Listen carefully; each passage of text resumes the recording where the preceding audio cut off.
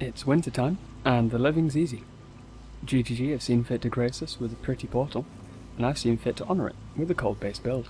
So let's wrap up tight, and let the best girl show us the way. Being a cold build, the main skills we'll be using are Cold Snap, because it has amazing damage, and freezypulse, for power charges and cleanup. Also of note is Discharge, which I have in a +2 shield, for fun.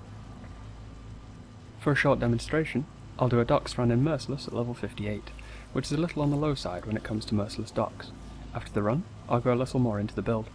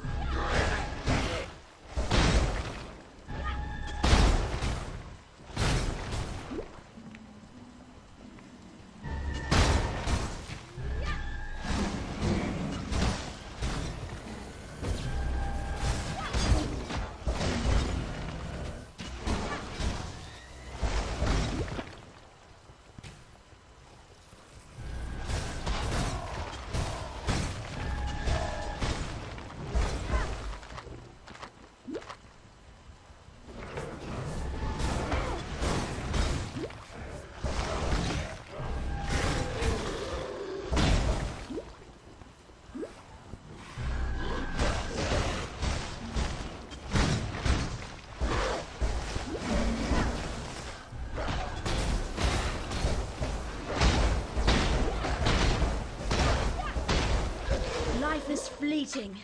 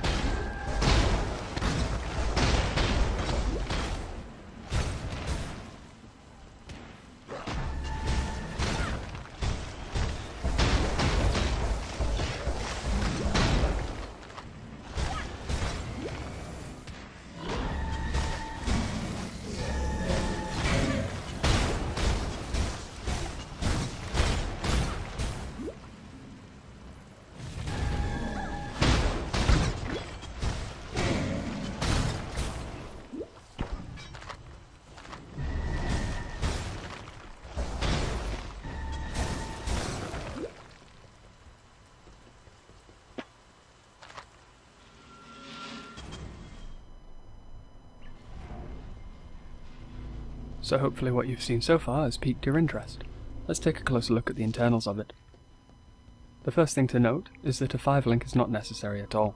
In the extra link I've put added cold on freezypulse, bringing damage up from 1600 to about 2k. As you saw, freezypulse isn't used that often, so it's not a big deal. The second thing to note is that empower is not necessary at all, though with reverberation rod it's a little imbalanced. Spells scale off levels more than anything, as I'm sure you know, and reverb rod with empower is a +2 to any skill in it. So the simplest part of the build is Assassin's Mark. It gives us power charges when we kill stuff. This way, we're able to sustain Cold Snap goodness without resorting to freezypulse every pack. The next simplest is Herald of Ice. It's mostly here thematically, but it does add some damage and cool effects when shattering mobs. freezypulse is linked here with LMP for shotgunning purposes, Peacock, the only necessity, and Spell Echo, because it's really nice. Because I have a 5 link, I've included added cold. Cold Snap is linked here with Cold Penetration for more damage, and Empower for more damage. If you don't have an Empower, you'd use added cold here.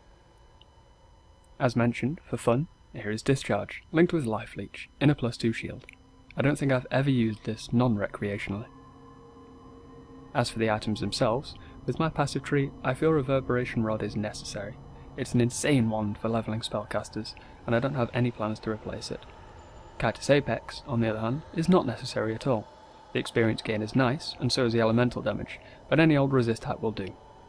The rest of the gear slots are just health and resists, with a bit of spell damage on my amulet. I think this character cost about 10 chaos in total, ignoring Empower. Now, for the passive tree, it looks nasty, and probably is. Strangely, with Reverb Rod, getting all of the travel out of the way in the early levels didn't feel so bad. I was capped resists, one-shotting everything pretty much all the time. Cold Snap, good skill. One of the things to be careful of though, is that all the health is at the ends of the paths, meaning that if you take too long in the earlier levels picking up fun stuff, you'll be very squishy. I took a few shortcuts, which I later unspec'd, to get some of the health earlier. The overarching ideas of the passive tree were just health, damage, crit, and power charges. Later on I'll be picking up pretty much all the chance to freeze too, assuming I don't die. All in all, though I've gotten here on Bloodlines, this feels like it would be much better suited to a softcore league.